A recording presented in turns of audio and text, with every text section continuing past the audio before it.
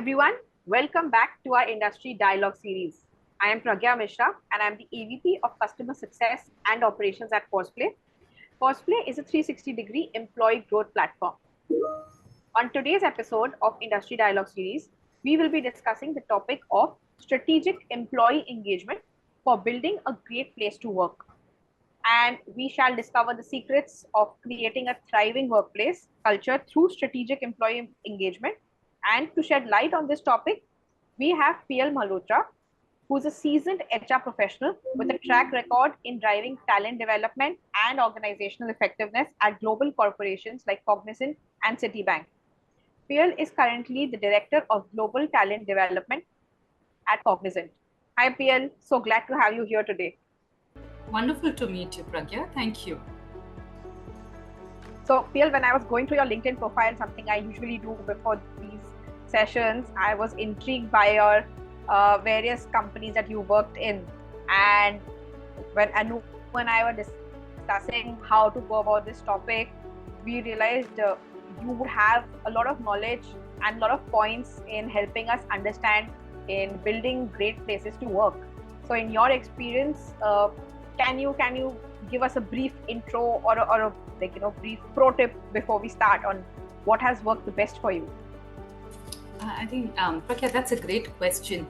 So yes, of course, whatever number of experience I have in the talent development space and so on, that put aside, I think any role that any one of us plays, say you in your role, me in my role, delivery part teams and their roles, etc. End of the day, we are dealing with people. We are dealing with human beings.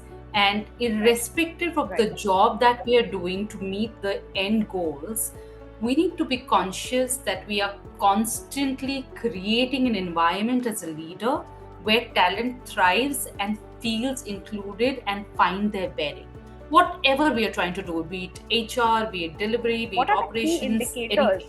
that So I a think over the workforce is past highly engaged in an couple of years that organization? I have been working, I've been a part of the workforce. My single most learning is create an environment supplemented with systematic interventions where talent thrives and encouraged to deliver with the peace of mind intact, and we are grooming them as wholesome beings. Wow, this is wonderfully put. And I mean, at the back of our minds, we are always aware that we are ultimately dealing with colleagues and team members, but we are so busy creating processes and creating rules and regulations, and that we forget that the most important point is just to create a thriving environment, like you mentioned. So, a great start to today's topic, and I'd like to know more about your opinion on.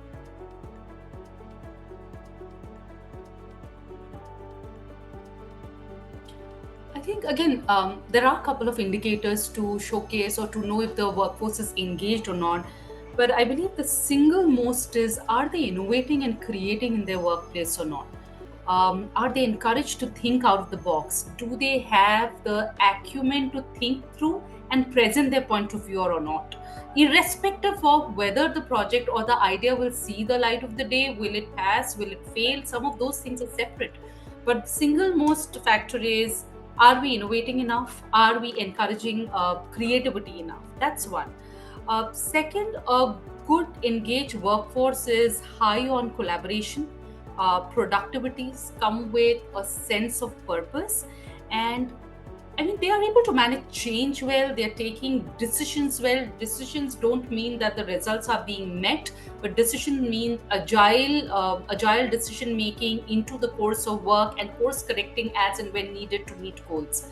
And end of the day, some of this is reflected through indicators like higher increased productivity, say low employee turnover, high retention rates, and positive employee feedback across the organization, with the bearing in mind that my engaged workforce is leading to a happy customer at the end of the day. Makes sense. Can you shed a bit of more light on what you mean by higher collaboration and with a sense of purpose? If you could explain that with an example. Yeah, I mean, as much as one is a fan of what does your goals look like and what are your key responsibility areas and what are you going to deliver, I think to be able to take a pause, step back in teams and in larger teams, and as our role as a leader is to instill a sense of purpose and to connect the dots in terms of what you're doing is leading to what and how does it impact the end client. To do that, you need to yourself think out of the box and bigger, which means great, your first level of thinking is your team and how do I meet my immediate goals. Second, to be able to impact the end client, am I collaborating enough with cross-functional teams to understand more context, get high context, larger context, industry context? And then am I able to work on solutions again with cross-functional teams and take it back to a client, ensuring that the feedback loops are also taken care of. Primarily, don't work in silos. Your success is success of the client, and for that we need to ensure a culture of collaboration, reaching out to each other and working on solutions together primarily. That's great, because this means that every once in a while we are so Then what again have we are you so found are the indulged most in our effective day-to-day strategies, activities. Just take a step strategies in back boosting employee and have like a engagement? bird's eye view of what's actually happening and whether you are moving towards your destination or end goal. Correct. I mean, I am L&D. I'm supposed to do coverage of X number of people on the skilling journey. End of the day, me and my organization also needs to know what is this skilling journey leading to. Personal development, team development, or development, and delivering results for the client. I think connecting those dots is something that is extremely critical for organizations that show better and good engaged workforce. Right. And of course, it also ensures that you always have the end aim in your mind by reviewing all of this over and over again. Absolutely. Great. And then if you're talking about strategies,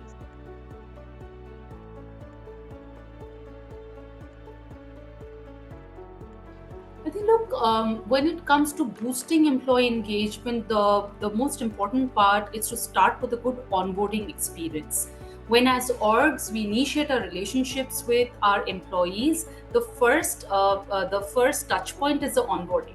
So what are you really giving as an experience to your new associates or new employees who are joining the organization? Because that is their touch point with the culture of the organization also. An onboarding experience is not limited to a training program or a great e-learning program and so on. An onboarding experience is eventually an amalgamation or a blend of course, learning programs, academics of it, what does the company look like, the coverage, geography, business, etc., etc. Right. But most importantly, the whole bit wherein the associates are meeting the key leaders, the key stakeholders, getting a version or narrative of how do we run our businesses, what leads to a successful. Do they also know how do they navigate the various departments in the organization and so on? So I think that's the first step that we take in terms of initiating an associate in our organization, and Cognizant, we do a fab job of it. Our senior leaders, we meet our associates when they're joining over a cup of coffee, virtually, in person, to warm them up into the organization and to the culture. Second, I'd like to say that open and transparent communication is key to building trust and boosting employee engagement. Now, how do I do open and transparent conversation? I think the culture that one needs to endorse is one conversation at a time and give it your 100%. It doesn't matter which level of employee are you speaking with, but if you have 5 minutes with that employee, 100% of me is present into that conversation, listening it all, and then possibly together solutioning whatever the challenge is.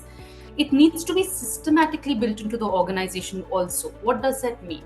That we as leaders or the organization should have resources and means to run career conversation, to run coaching conversations, to be able to provide career roadmaps, to be able to keep feedback loops open there, and to build a sense of autonomy, wherein the associate knows what to choose for, what conversations to look forward to, and where could be the next steps be.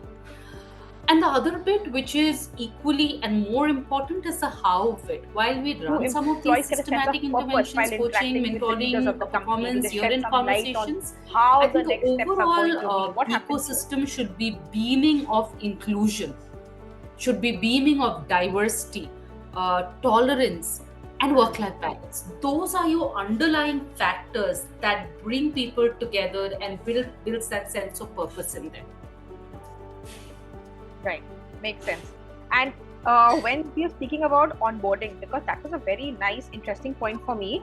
Uh, Organizations are very excited while hiring people, but the moment the onboarding starts, it's like, yeah, okay, fine. They are now in the company. They are probably now in the family, and we don't need to focus that much. So, at some point that I really found interesting, and the part about connecting with leaders. So, how does this happen? Like,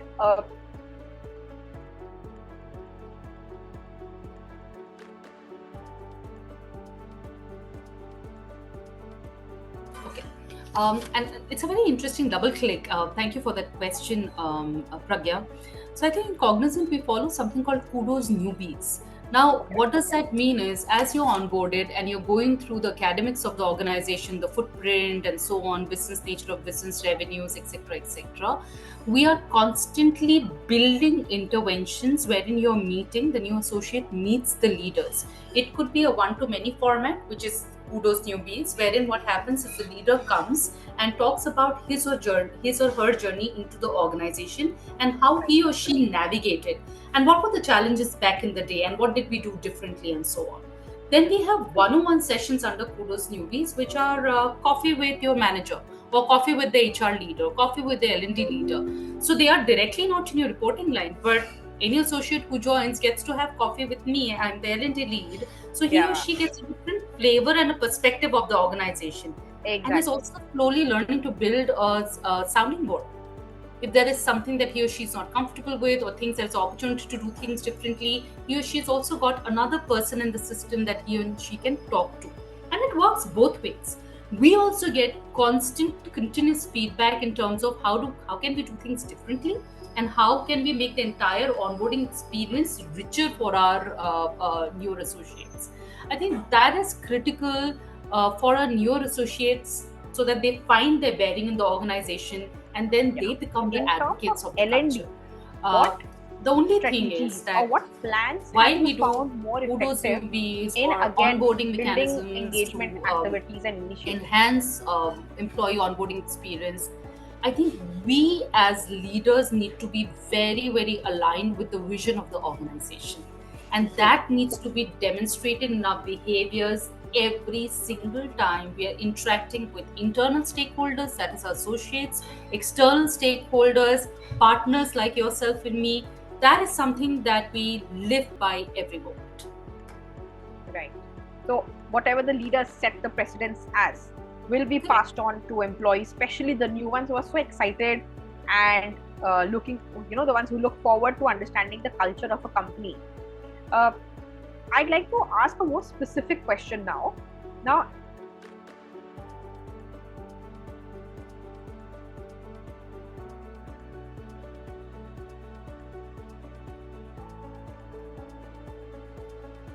So my view here, Pragya, is that L&D needs to be integrated with all other elements in the employee learning life cycle.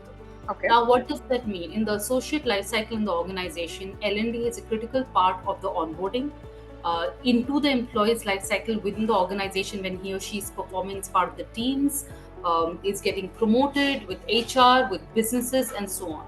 So we are the enablers of driving the culture. I think within our teams, within Cognizant, I look at our team and we talk about our team as culture carriers or ambassadors. yeah, So we are responsible for continuous learning and development, and the way we do things should foster a sense of growth, purpose, and value. Now, how do I do the integration?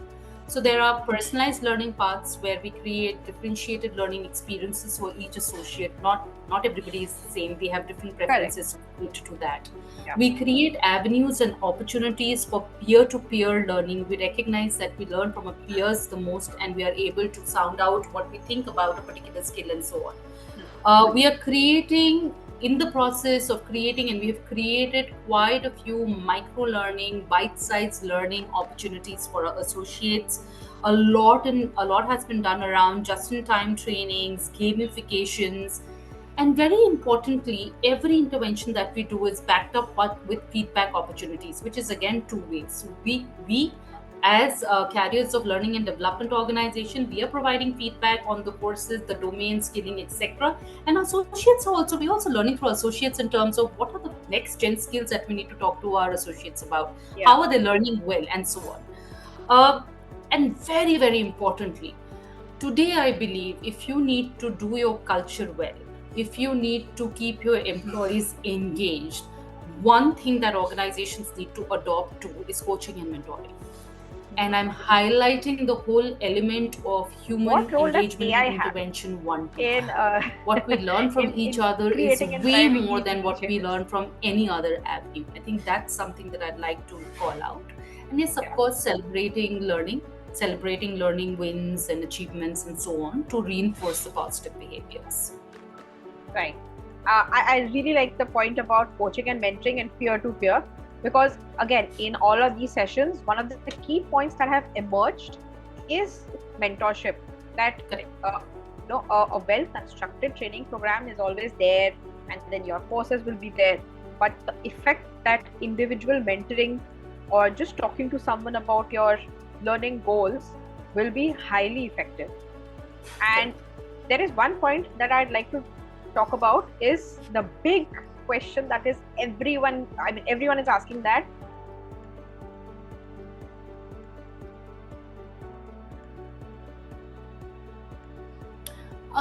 Look, one, and I think I've spoken in multiple other forums also. Digital is a means to an end. AI is means to an end. What are we trying to achieve with AI? Today, AI is omnipresent. I mean, one cannot deny that. And technically, I do it for a living at this point in time. But how we are integrating AI through all our interventions, be it HR processes, business processes, learning interventions, is to create specific differentiated experience at all levels. So when we hire, we leverage AI to do screening, we leverage AI to look at skills, the fitment, how the conversations can go. And of course, with the human in the loop, because end of the day, Yeah. it's still a technology, right? So the Exactly. human in the loop kind of keeps the process fair and non-biased and brings in more inclusion. So AI and the human works hand in hand to meet results. So I think don't lose the sight of the bit that AI is an enabler. AI is not the outcome. Right. So using AI, you help your associates to think better, to be able to identify opportunities to bring in efficiencies and productivities when they're delivering or are in production. Using AI, you tend to bring in the right talent into the organization. Using AI, I use it in L&D very vastly to create differentiated learning experiences, which assesses you on your proficiencies, tags specific curated learning maps to you, it helps you gain mastery, and then finally get to the production floor and so on. So I think that's how I see AI getting integrated alongside the employee life cycle into an organization, and you don't do it in isolation. You do it in tandem. So there's a correct way of using AI. Yeah, I mean, don't use it for the heck of. And look, Exactly. AI is also a blur today. All of Yeah. us are demystifying AI. Where can I be used? It? How? What does success look like with AI? Is it sentiment analysis? Is it a hard metric that we're looking at? So we'll learn along the way, and I think that's where an engaged workforce, how it helps is they're thinking better. They're trying to innovate. They're learning to fail fast. They're taking the lessons. They're getting those insights, and again trying it out. I think Right. it works hand in hand so that people are able to reap in the advantages of AI. Yeah.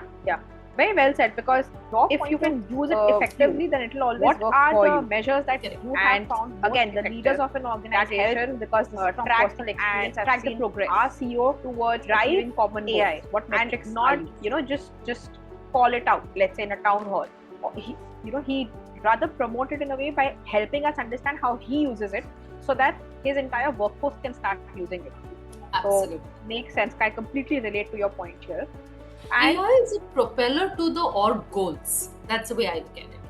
Yeah. I think that should be like a tagline for AI, because people are so confused, and because it's still out there, it's still starting, everyone needs the path. So wonderfully put there. Sure. My next question is around measuring the employee engagement programs and activities that are driven in an organization. So in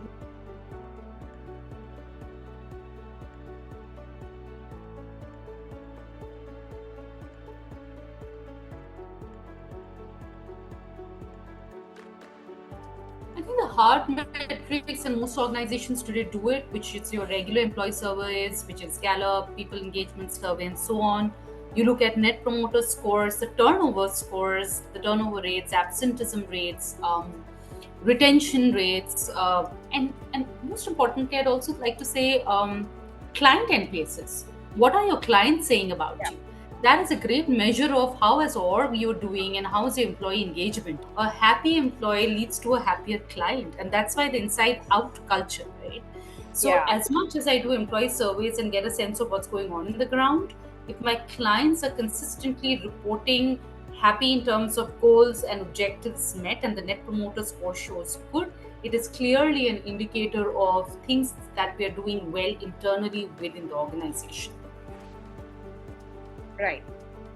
And when it comes to, so these are the basics, right? So these are surveys and scores. But are there any qualitative measures apart from these quantitative measures that you feel have worked really well? Maybe we can discuss like the top one or two that you found the most effective.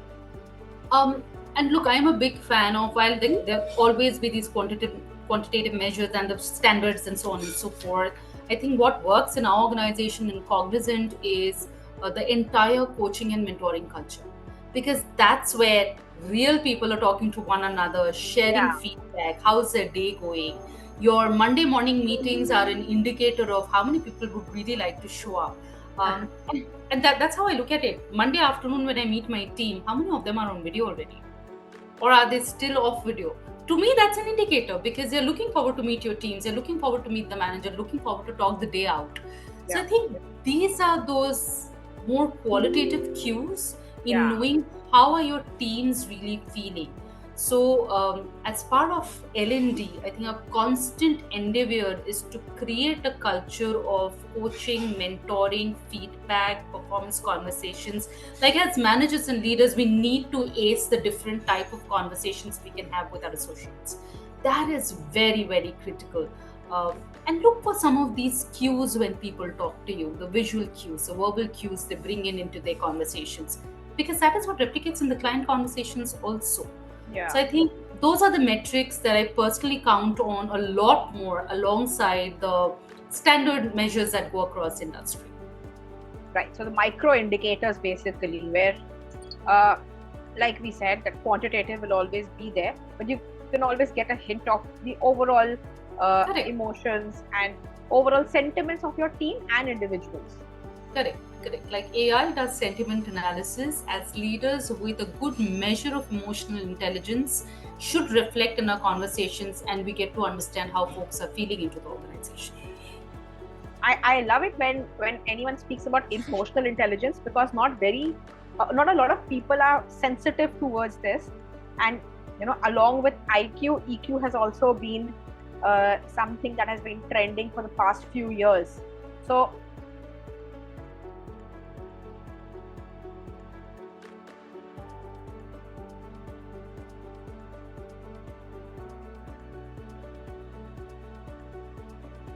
Pragya, what you've highlighted very correctly, that there is no measure of EQ. A leader, how are you doing on EQ today, or over 6 months? But of course, some of your employee surveys, people engagement surveys give away in terms as a manager and leader, how are you doing as far as EQ is concerned. But when I look at myself or my team as cultural ambassadors and bringing our teams up on EQ, I think a lot of modeling in behaviors need to happen. Like I mentioned, it's easier said, one conversation at a time. But when I say that statement, it means everything that goes into that conversation. Listening, looking at verbal cues, visual cues, looking at the pauses, the choice of words, where is the associate reeling in, irrespective of level, where is he or she coming from. I think some of that needs to be done very well and needs to be constantly done. Culture in my mind is a top-down phenomena. If I do it, my DRs most likely will do it very often, and similarly in my entire span and in my other teams and so on. So I think as far as EI is concerned, as much as you train people on an EI course, it is important for us to create avenues wherein we demonstrate it on a daily basis, call it out in our rewards and recognitions, call it out in our daily huddles feedback meeting, encourage those behaviors, reinforce those behaviors, And Uh, similarly, there is a what dominoes effect when else people do you start feel picking it up. uh, And it's a leaders long can drawn do exercise. Like, I've had a in bad day driving today and I've been traveling 10 a, days. an Now essential I go in a culture of meeting, employee I keep my camera engagement off, and I possibly and the talk in a key leadership monotone and get out of behaviors the that you meeting. believe are essential for Versus creating a a great place choice to that work? I come on camera and I tell people that, look, I'm a little off my gear today because of whatever, but let's do this in the best possible way. And I give that honest effort. So this is a small example that you just set up a precedence for your teams. Yes. That stay authentic, be yourself. If you're tired, you're tired. You're having a bad day, or having a bad day. But can you talk about it and be more real with each other? Great, super. I love speaking about this. Yeah, and so this conversation now brings me to again the you've already mentioned the point about leadership and any culture being driven top down.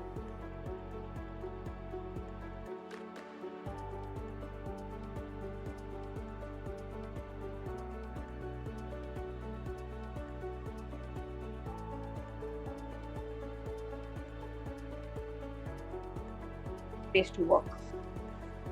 I think one of the key leadership behaviors should be doing everything in your means to create psychological safety across teams, within teams, irrespective of the leader and the span that you have, so that people are encouraged to feel not only engaged, but they are thinking better, they are coming up with a sense of purpose, they understand the importance of failing fast, and they are open to share.